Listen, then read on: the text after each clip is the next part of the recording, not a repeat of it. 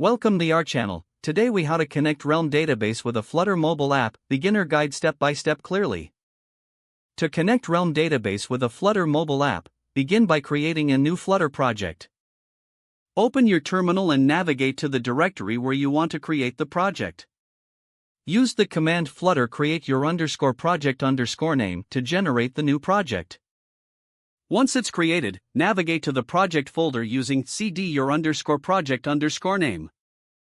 Next, open the project in your preferred code editor. Now, open the pubspec.yaml file located in the root of the project. Add the Realm dependency by including realm x.x.x under the dependencies section. Make sure to replace xxx with the latest version of the Realm package. After adding the dependency, save the pubspec.yaml file. Then, run the command flutter pub-get in the terminal to install the new package. Now, create a new Dart file for your Realm models. This can be done by creating a folder called models in the lib directory. Inside the models folder, create a Dart file named user.dart.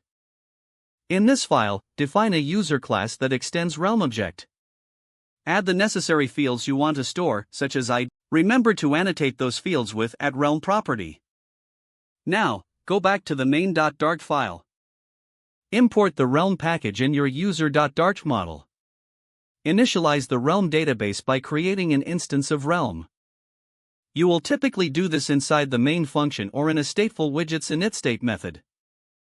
Once the Realm instance is initialized, create a function to add a new user. This function should create a user object and then write it to the Realm instance. Use realm.write, realm.add, user, to save the object in the database. Next, create another function to retrieve users from the database. This can be done by using realm.allUser, which returns all the user objects. You can then convert the results to a list and display it in your UI. To display data, consider using a list view widget in your Flutter app. Make sure to call your retrieval function when the app initializes or when needed. Don't forget to like this video and subscribe to our channel for more step-by-step tech guides.